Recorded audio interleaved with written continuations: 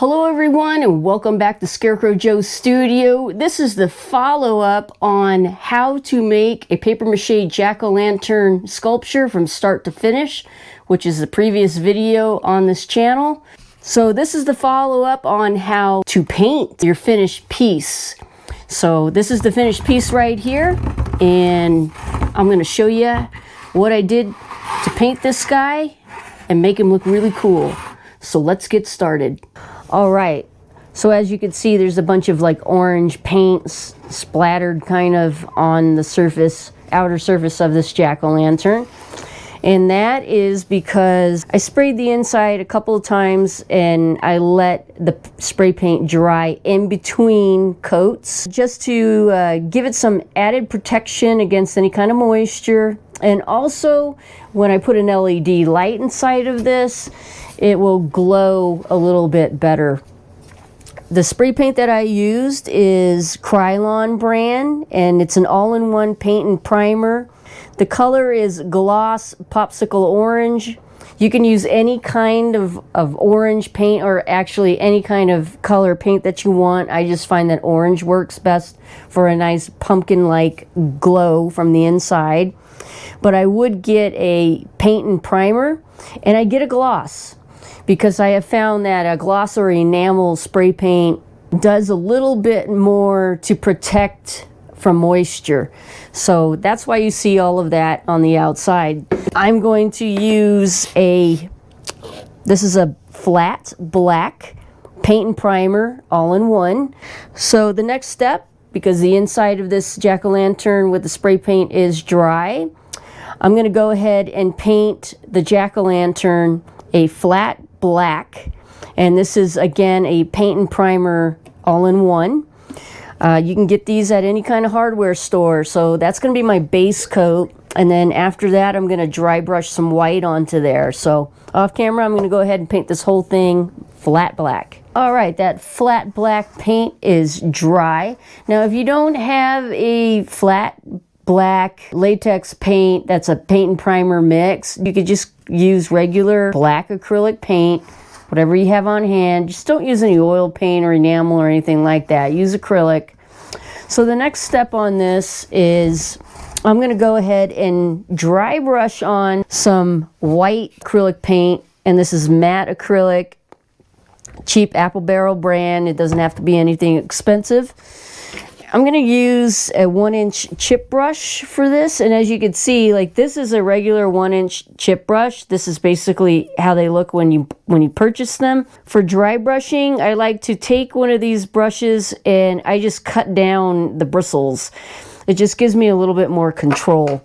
So I have some of that white paint in a little cup here, and then you're also going to need some shop towels or some paper towels.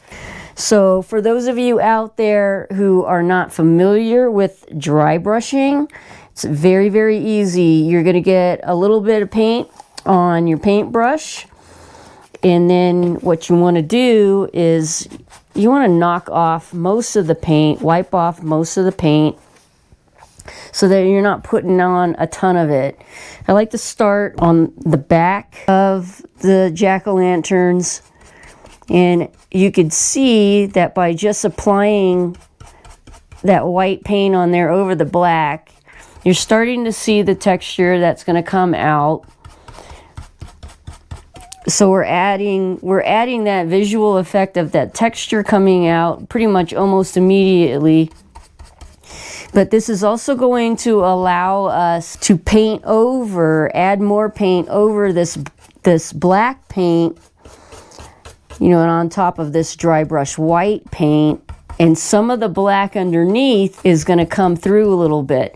I'm not going to heavily dry brush the white on these ridges, so you can see where I pressed in those ridges. And if you watch the last tutorial on how I actually created this, where I used the chopstick and I pressed in the pumpkin ribs on that. So I'm not going to heavily dry brush in there because I want those to remain darker than the rest of the coloration of the jack-o'-lantern. So I'm going to continue doing this. I'm going to do the entire pumpkin, even the bottom. And I'm also going to do the stem. And as you can see, I mean, I didn't really take the time and make sure that I got black paint on all of these rims here of the cutouts. It's not a big deal if a little bit of the orange is showing through, because that's going to be an orange color anyway. All right, I'm almost done dry brushing. In fact, I've got one dry brush kind of layer on there, and I'm going back because I let it dry, and I'm going back because I want it to be a little lighter.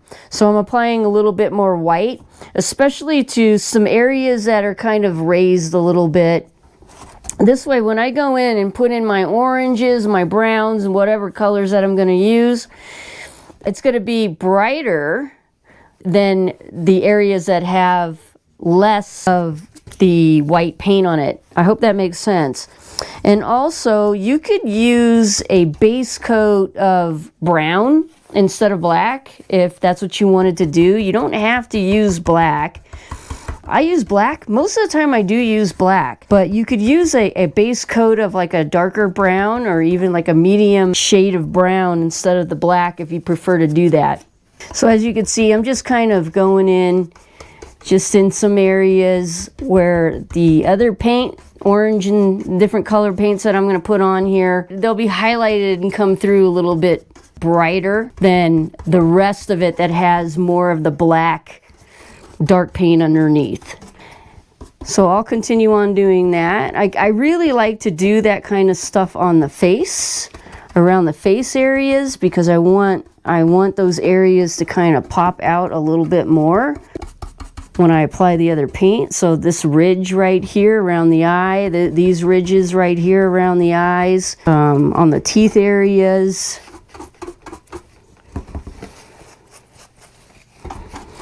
So I'm just putting just a little bit more of that dry brush paint on there, the white. And then when I get to the stem, basically the same thing.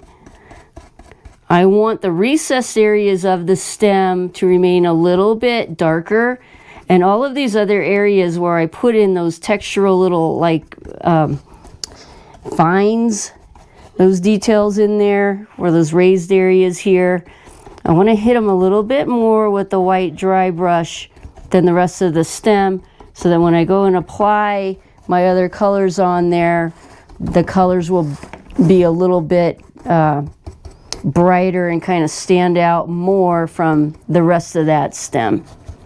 All right, dry brushing on the white is done. I always like to start on the back.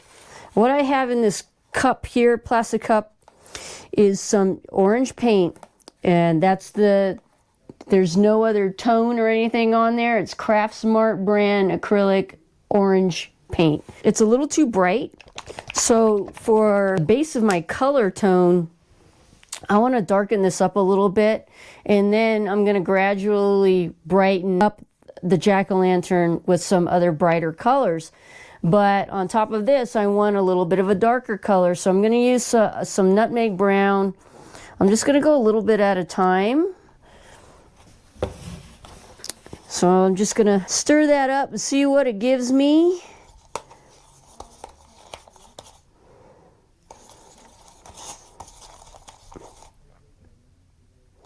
I think maybe just a little bit. I don't want this jack-o'-lantern to be like super dark. I want it to be just a little bit of a brighter jack-o'-lantern, just because, look at its face. I mean, he's kind of a happier, he doesn't look very menacing or anything like that. So I don't want to make him very dark. But, you know, and that's also going to depend on the coloration that you choose, your palette colors for your own jack-o'-lantern. You know, how you want it to be. You want it to be brighter, you want it to be darker, then those are the colors that you're going to use. I think that's a pretty good color right there. Let's start on the bottom. And as you can see, I'm not like brushing on and covering the entire jack-o'-lantern. I'm just putting in some of that paint And I'm not really putting in a whole lot of the paint on the ridges or the indentations that I sculpted in there, at least not yet. All right, so I have that on there, and I'm gonna go in with another one of my chip brushes. This one doesn't have the bristles that are cut down. It is very, very warm in my studio right now, so this paint is drying pretty quick.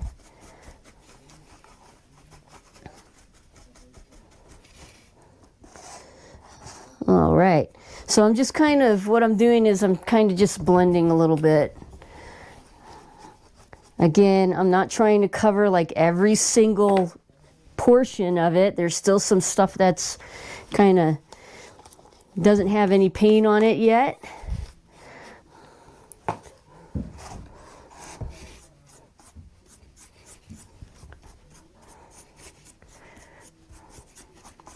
And I'm just going to do one section at a time.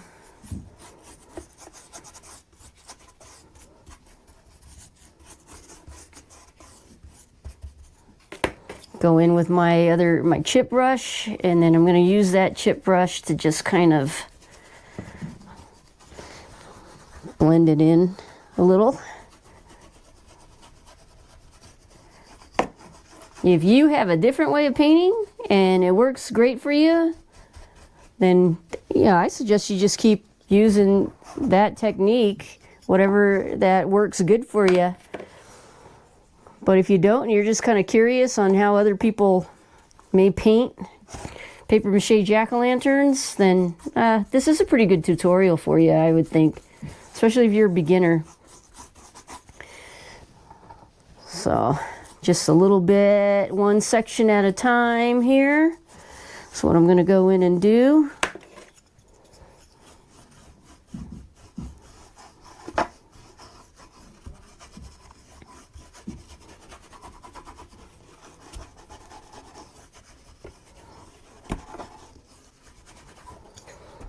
All right, we're coming over towards the face. I've got one area here that I still need to put in some of that orange paint there.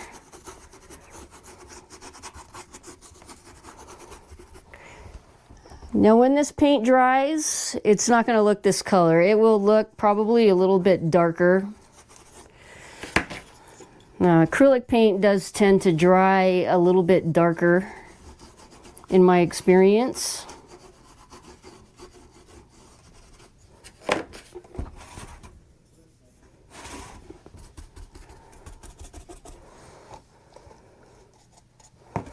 I'm just going to go in again, one section at a time. I am going to put some paint in the cutouts as well.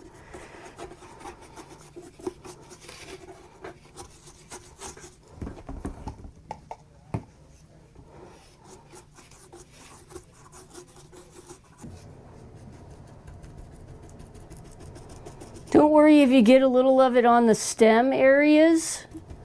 It's not going to be a problem. Look at the bottom of it. Put a little of the paint on the bottom as well. All right, and because this entire thing is wet, I'm just going to prop it up because I don't want it sitting on the cardboard because I don't want it to stick to cardboard. I'm just going to prop it up on a roll of painter's tape, and I'm going to wait for that to dry and see what it looks like. All right, this layer of paint that I put on here is dry, and please excuse my stuffiness. I am battling a cold right now. So I'm going to move on with some nutmeg brown paint. That's what I have in this little cup here.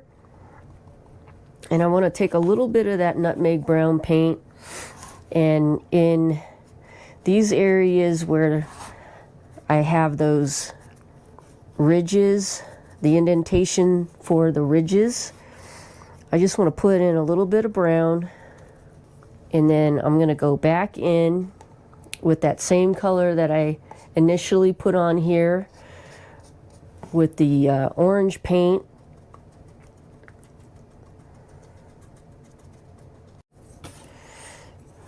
I just want to blend it a little bit in there, and then I'm taking a dry paintbrush, and that's really what's gonna help me kind of blend in a little bit more, because I want these ridges to stand out, and it looks like I need a little bit more of that brown paint in there.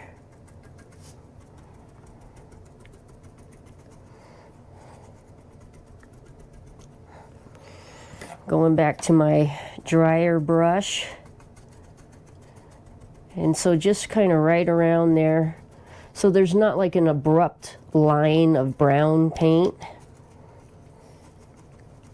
I'm sort of blending in those edges. So I'm going to do the same thing with all of these little indentations here for the pumpkin ribs. Just going in those areas with that nutmeg brown paint. Coming in back over with some of that mixture of the nutmeg brown paint and the orange paint. And then my drier brush. And I'm just sort of blending in.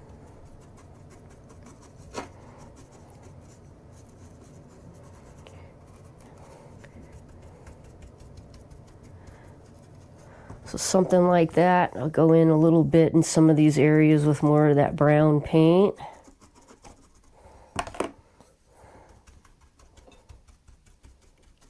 Bottom isn't really going to be visible. I'm still paying attention to the bottom of the jack-o'-lantern. So this is what I'm going to do in all of these ridges. I'm going to continue on that pattern, putting in some of the nutmeg brown paint, going back in and over a little bit with the orange and nutmeg brown mixed paint, and then my drier brush and blending it in. And if I think some of these areas need to be a little darker with the brown, then I'll put in some more of that paint. All right, I've darkened up and blended in all of those recessed areas for these pumpkin ribs here. So give you a look at that. They're not going to stay this way because we're going to add more paint onto these areas. And there's the face. But before I move on to a different color, any area where there's a little bit of like an indentation, such as like right up here, there's a little bit of an indentation. I'm going to go in and I'm going to do the same thing. I'm just going to add a little bit of that brownish paint and then a little of the orange just to darken up any of these little recessed areas in here. Here's a little one here.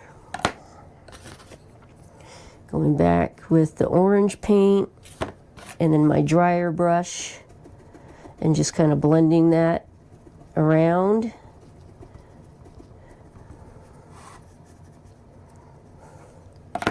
In here a little bit.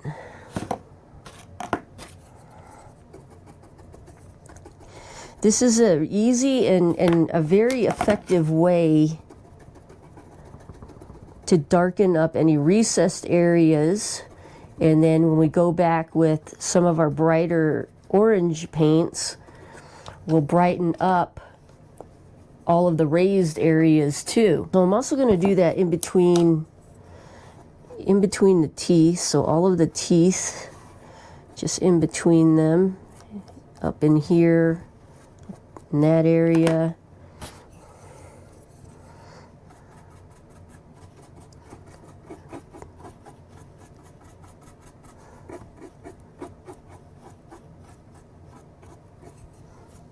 Darkening with the brown, nutmeg brown, and then I'm going back and kind of toning down the brown color with the orange, and then back with my drier brush, and using that drier brush to blend those colors in a little bit more. And I'm going to do the same thing. I'm just going to take a look around the pumpkin and anywhere in here. So here's some from just naturally that occurred from the sculpt. There's these little indentations. So I'm darkening those areas, going in with a little bit of that orange paint over those areas. And then the drier brush. So I'm going to go ahead and continue this process throughout the entire jack-o'-lantern. All right, and then after that, all of these areas underneath this stem and in between these areas here, all the recessed areas, I'm going to go ahead and just with the nutmeg brown paint, I'm going to go in and I just want to darken up all of those areas in there.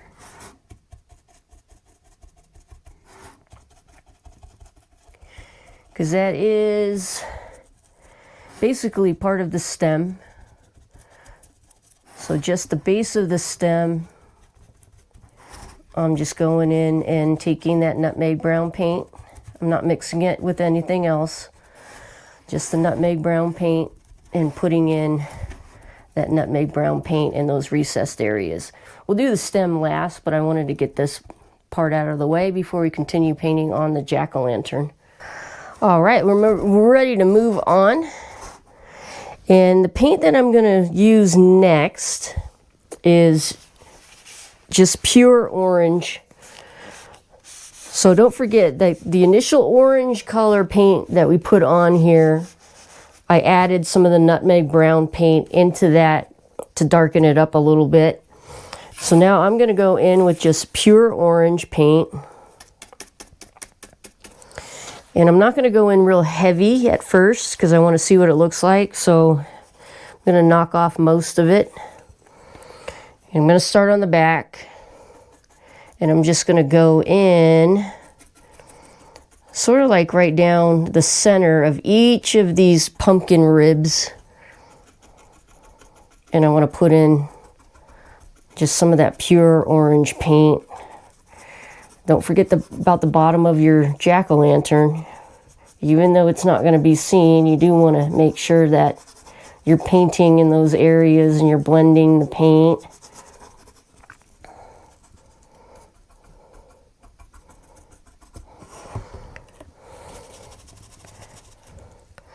And this is going to dry probably a darker or maybe even brighter than what it looks like going on here. In any of these areas, such as in here, that's really what I'm going to concentrate on putting this pumpkin orange paint in.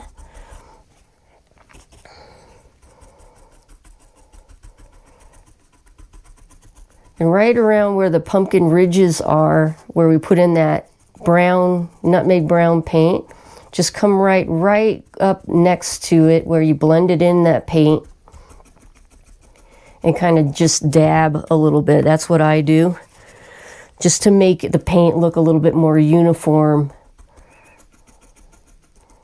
and just blend it a little bit better.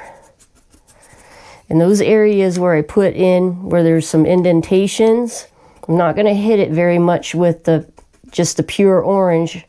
I'm going to treat it the same way as the ridges here. I'm just going to go around just a little bit and put in around those areas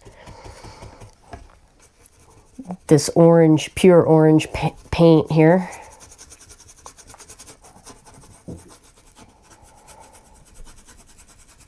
So I'm approaching the face, but I just wanted to give you a look. This paint is already starting to dry. So it's brightening it up quite a bit, and that is the look that I'm going for. But I just wanted to point out, when I put in those darker areas and some of these recessed areas here, right around, naturally there's going to be a little bit more raised areas. Those raised areas I'm hitting a little bit more heavy with the orange paint. So hopefully you could see that, where here's a darker recessed area, and then I'm going in around those areas where it's more raised, and I'm hitting those raised areas just a little bit more with the orange paint. Here's another little recessed area where you could see it's darker.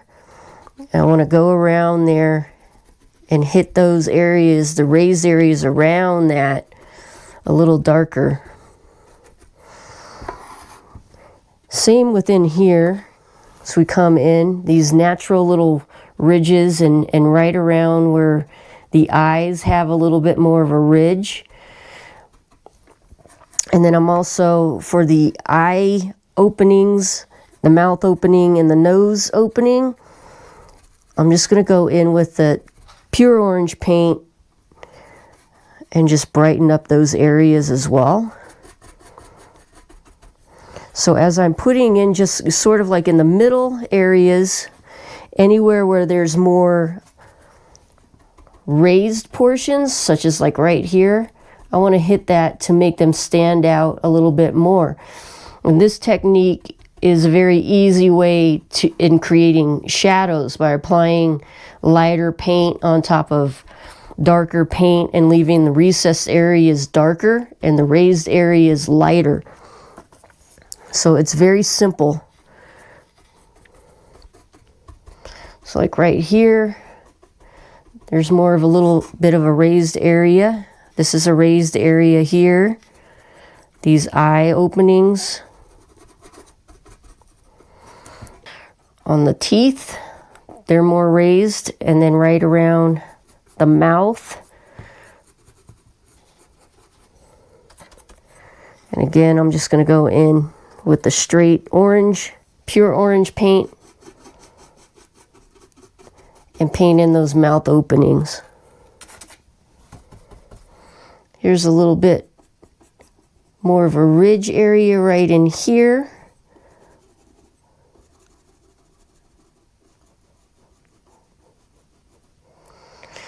So that's an indentation there. I don't want to go in heavy with the orange paint, but anywhere where there's anything that's raised a little bit more than other areas is where you really want to highlight those areas.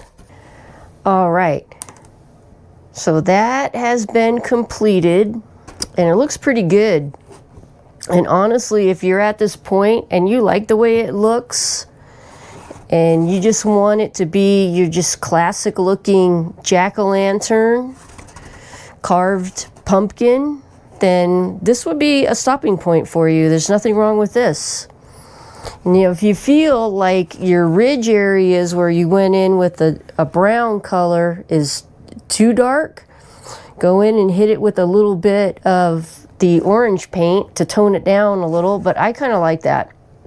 I like the way those ribs, the ridges of the ribs, stand out with that darker color. I'm going to brighten it up just a little bit more, but this time I'm going to just concentrate on the centers of the ribs here. And what I'm using is a little bit of King's Gold. So this is what it looks like. So it's not a bright orange. It's more of like a brownish kind of a yellow color, and not an orange color so much. But I'm going to use a smaller in diameter paintbrush for that. And for painting paper mache jack-o'-lanterns, I find it best to use brushes that have stiffer bristles than it is to use brushes that have soft bristles. So, and that's just my opinion, but you could use whatever brushes you have on hand. So I'm going to go ahead and it's just I'm not putting in a whole lot. I'm putting in a little bit. So it's a dry brushing technique. And as always, I'm going to start on the back. And also I want to mention that this orange paint that I put on here is not completely dry. It's starting to dry, but it's not completely dry, and it doesn't need to be. So basically with this King's Gold color, I just want to go in just a little bit in some of these areas and just put in a little bit of that King's Gold just to brighten it up just a little bit.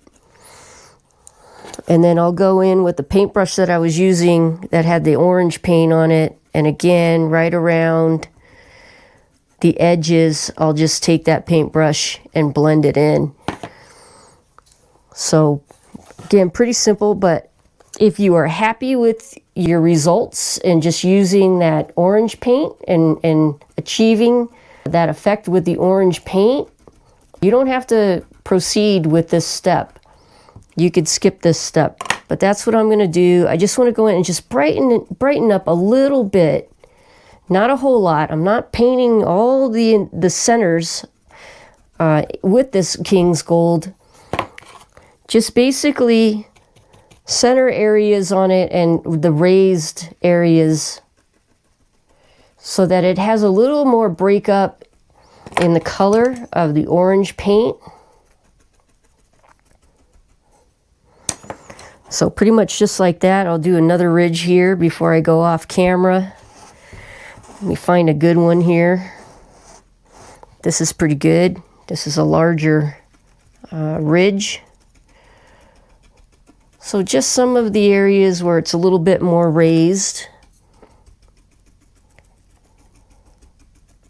And I will continue on putting in that paint. And then I'm going to go ahead and I'm going to let this dry completely and see what it all looks like after it's dried completely, and really take a look at it and see if there's any areas where I may have missed that needs to have more highlights or shadow, and then I'll apply those. Well, there it is with those added highlights in there, and I think it looks great. So I'm going to call the body of this jack-o'-lantern done. So, but before I move on to the stem, I just want to mention, I think it's a good idea to put your jack-o'-lantern sculpture out into different lighting situations. So take it outside in bright sunlight. Look at it in a shadowed area. More than likely, you know, you're putting this out for Halloween. You're going to have a candle, an LED candle, not a real candle, an LED light or an LED fake candle in there. So it's going to be more in shadow. But look at it in different lights. So this is the brightest setting in my studio lights, and what I want to do is just dim them, and then I could take a look at how it looks in the dimmest setting of my studio lights. So as you can see, the lighting makes it look a lot different. So you got to keep that in mind too. So look at it, but this is great. I'm happy with that. All right, moving on to the stem, I'm going to use a couple of different browns. So for the base of the stem or the base coat in these recessed areas, so not really the vine type areas that I sculpted in there, but more just the base of the stem here, I'm going to use a burnt umber brown paint. Now, all the paints that I'm using are acrylic, and I'm going to go in, I want to paint these areas down here as well that are actually part of the stem.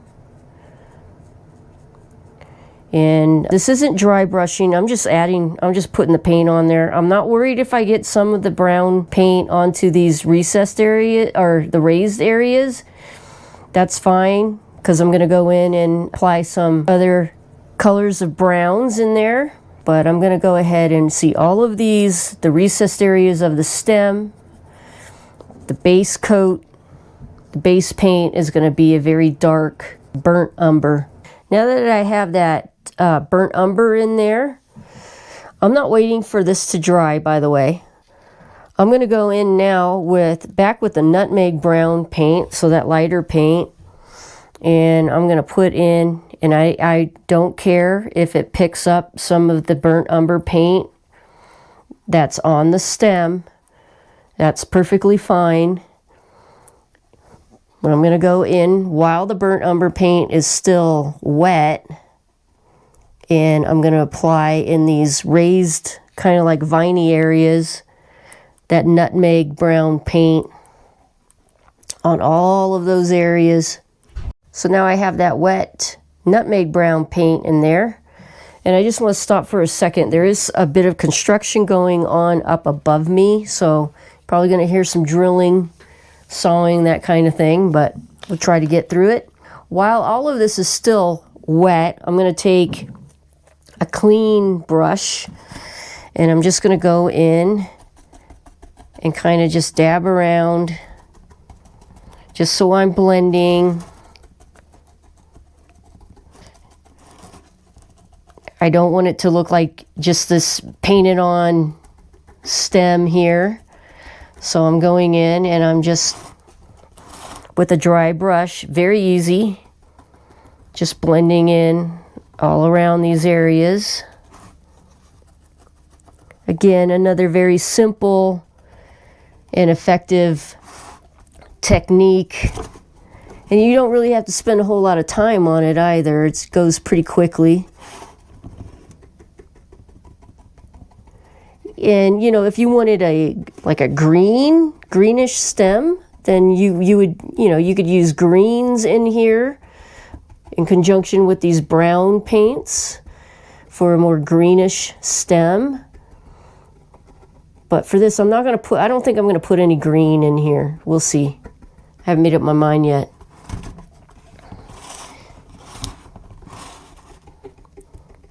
But I just want to blend a little bit.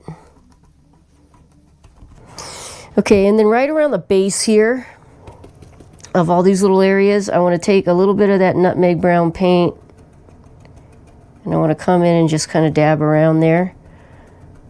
So again, it breaks up the paint and blends a little bit better. If you get a little too much on your actual jack-o'-lantern, just, you know, take a paper towel or even your finger and just wipe it off. All right, let's brighten up the stem a little bit with some burnt sienna. With my smaller paintbrush that has the stiff bristles, I just want to go in here and put in some burnt sienna just to brighten it up a little bit.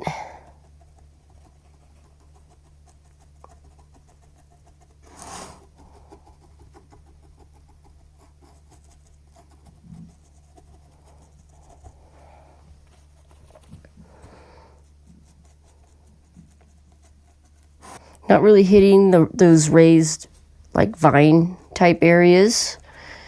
So I have a different plan for those to bring those out a little bit more. Okay, we're getting there. Now with the same paintbrush that I put in the burnt sienna paint, which is that reddish kind of a color, brownish red, I'm going to go in and the color paint that I'm using now, and this is Folk Art brand. I'm using different brands of paint, but if you're interested in the color of this is linen, and I really, really like this color. So I'm going to go in with a little bit of that, and I'm going to start by just applying some of that on the raised, just in the raised areas a little bit. And then I'm going to take another paintbrush that's clean and just kind of dab on top to help it blend a little. Dab around on the sides.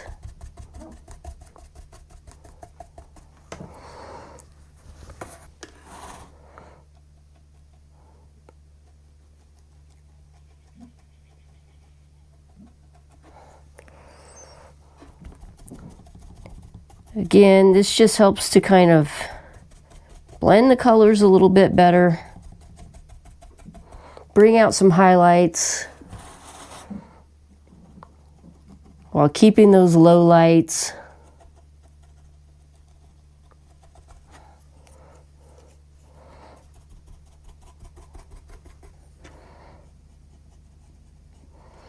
And once this dries, if I feel like I need to go over it with a little bit more of the nutmeg brown to blend it a little bit more, then I'll do that. Because some of them, like right up here, I could tell that's probably going to stand out a little bit too much. And right here, I got a lot of that paint on there. So I'll probably knock that down with just a little bit of a brownish, darker brownish paint to kind of just blend that in. And I want to put a little bit here. So it's just layering on paint and blending it in. It's not difficult. People seem to think that it's difficult to just blend paint. It really isn't. You just kind of dry brush paint on very lightly, and you could just blend pretty much everything in by using that technique. Let's go in with a little bit of brown, or the nutmeg brown paint. Knock off a bunch of it. Just want to tone some of these areas down just a little bit.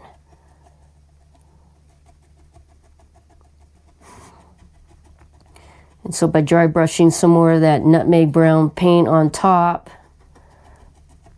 of the linen paint that I dry brushed on, darkens it just a tad. Okay, so I have decided that I'm going to put a little bit of green in the stem, because I think with this color combination, it's going to look even better. Color that I'm using is olive, so it's a dark green. I'm using the same brush. It's not a clean brush here, and I'm going to dry brush very lightly, because I don't want it to be like crazy prominent, but I think it's just going to add a little bit more interest into this stem.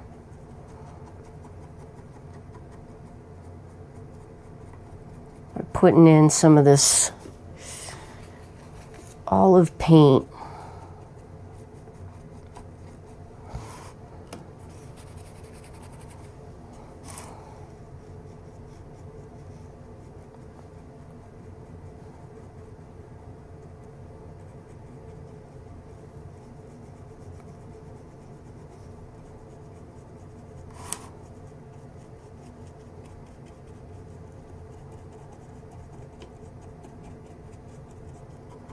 Yeah, I think that looks pretty good with a little bit of that olive colored paint in there.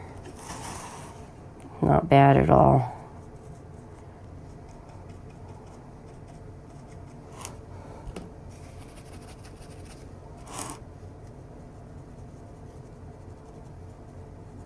All right, just want you to have a look at the stem after I applied a little bit of that olive green paint on there.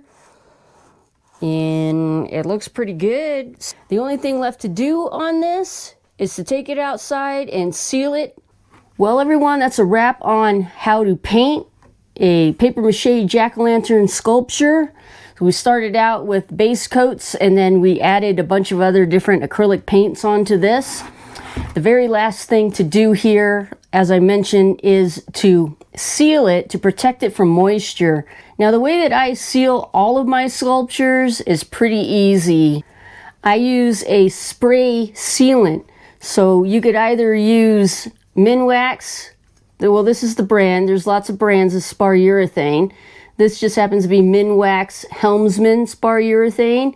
This is going to protect it from rain and moisture, temperature changes, and sunlight. You can get this in a clear satin or a gloss. If you don't want your jack-o'-lantern sculpture to be super, super shiny, get it in a satin. Now, if you don't want any shine and you want it to be matte, here's another product. This is Rust-Oleum. This is Ultra Cover. This is a clear matte, and basically it does the same thing as this brand right here, only you're not going to get all that shine or gloss on your jack-o'-lantern sculpture. I think what I'm going to do for this is I'm going to seal it in with the clear satin. The other thing that I'm going to do is I'm also going to spray paint the inside of it. And I'm going to do that twice. And I'm going to let it dry in between each coat of spraying the inside of it. By spraying the inside of it, it's going to help protect it from moisture as well, because we have all of these openings, and if it rains or something like that and you forget to bring in your little sculpture or whatever sculpture that you're working on, whatever size it is, you won't have to worry so much. But on that note, I do suggest that if you know that bad weather is coming your way and you have paper mache sculptures outside in your yard display for Halloween, I highly suggest either covering them to protect them from rain pouring down on them, or if you're able to, just bring them inside. This is only going to go so far. It will protect them, but honestly, I would just cover them or bring them inside so that you have that peace of mind. So again, I'm going to spray the inside a couple of times, let that dry in between coats, and then I'm also going to spray the entirety of the outside of this jack-o'-lantern, including the stem, a couple of times, and let that dry in between coats. And that's pretty much, on that note, guys, that's a wrap on this tutorial. I hope you found it helpful and useful. I have many more tutorials coming your way, so if you haven't already subscribed, hit that subscribe button.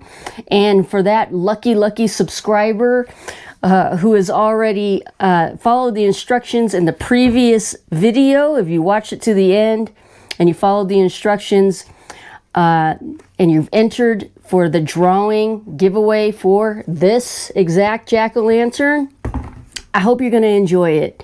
I did spend some time on this, and I'm going to make sure that it's sealed up real nice for you once we have that drawing at the end of August. But on that note, that's a wrap on this one. As always, I thank you for watching, and I will catch you in the next one.